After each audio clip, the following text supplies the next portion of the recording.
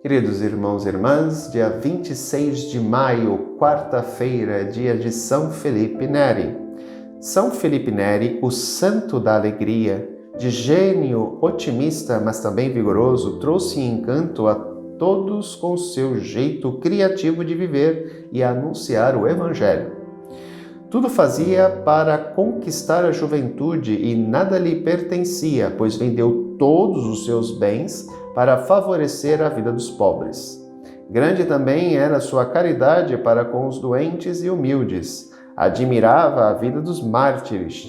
Tinha como lema de vida: pecados e melancolias estejam longe de minha casa.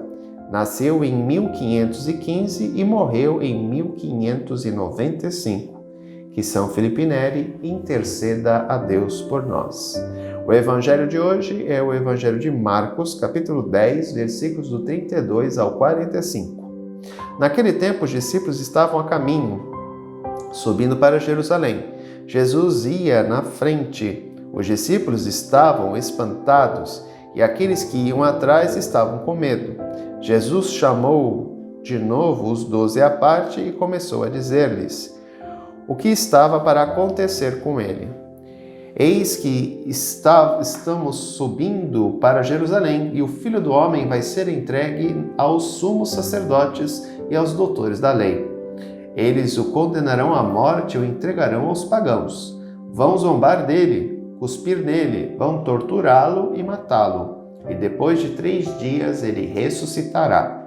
Tiago e João, filhos de Zebedeu, foram a Jesus e lhe disseram: Mestre, queremos que faças por nós o que vamos pedir. Ele perguntou: Que quereis que eu vos faça? Eles responderam: Deixa-nos sentar, um à tua direita e outro à tua esquerda, quando estiveres na tua glória. Jesus então lhes disse: Vós não sabeis o que pedis. Por acaso podeis beber o cálice que eu vou beber? Podeis ser batizados com o batismo que eu vou ser batizado? Eles responderam: Podemos.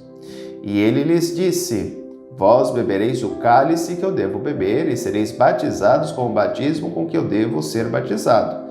Mas não depende de mim conceder o lugar à minha direita ou à minha esquerda. É para aqueles a quem foi reservado.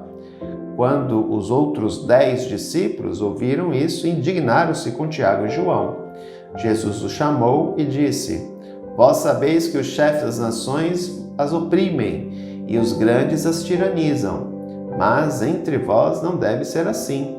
Quem quiser ser grande, seja o vosso servo, e quem quiser ser o primeiro, seja o escravo de todos.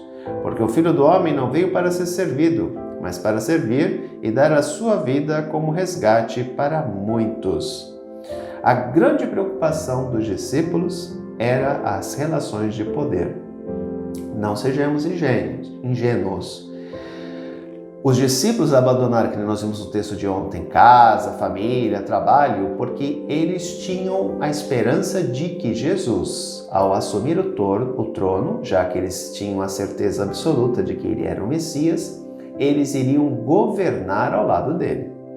Daí a expressão sentar à direita e à esquerda, ou seja, são os mais próximos do rei. Portanto, não nos enganemos, o projeto dos discípulos era um projeto humano. Eles queriam governar ao lado de Jesus. Por isso que eles não aceitam, principalmente Simão Pedro, o fato de quando Jesus anuncia que vai morrer, eles não aceitam de modo nenhum que isso aconteça. Por quê? Porque eles investiram em Jesus. Eles esperavam que Jesus subisse ao trono e eles se tornassem os ministros do reino. É um projeto de poder. Eles não entendem que Jesus não veio para restaurar a vida política de Israel. Ele veio dar a vida pelo povo. Ele é o servo sofredor de Isaías.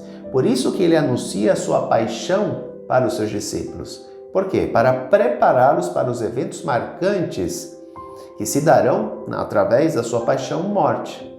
Mas ele diz: eu irei ressuscitar.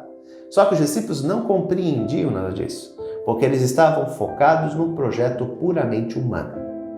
Tanto que no diálogo entre Jesus e Simão Pedro, quando ele fala isso, E Pedro diz o seguinte: não, Senhor, de modo nenhum que isso não te aconteça. Pedro repreende Jesus. E Jesus vai dizer o quê? Afasta-te de mim, Satanás, porque os teus pensamentos não são os pensamentos de Deus, mas os pensamentos dos homens. Aqui fica bem claro que o projeto de Jesus é um e o projeto dos discípulos, simbolizados em Simão Pedro, é outro totalmente diferente. Aqui há o aspecto humano: poder, glória, dinheiro, força, soberania. Jesus não. Eu vim para servir, não para ser servido, diferentemente daquilo que os discípulos esperavam. Os discípulos esperavam serem servidos, não servir. O projeto de Jesus é o totalmente contrário. Deus se faz homem para servir a humanidade ao dar a sua vida na cruz. É um serviço, é uma entrega. E os discípulos não. O projeto dos discípulos é outro. Eles querem se tornar pessoas importantes. E é interessante que na sociedade de hoje, como isso é tão presente, né? As pessoas que se fazem qualquer coisa pela fama, pelo poder, pelo dinheiro, né? Querem aparecer, não querem se tornar visíveis no meio da população. Elas querem se tornar bem visíveis e não invisíveis, né? Elas querem estar em evidência. Então tem pessoas que fazem de tudo na internet, fora da internet. O importante é aparecer. É interessante observarmos isso tão presente em nossa sociedade nos dias de hoje. E aqui entra no diálogo depois entre os discípulos que ficam indignados com a atitude de Tiago e de João. Não porque eles ficaram indignados porque eles não tomaram atitude primeiro. Essa é a verdade.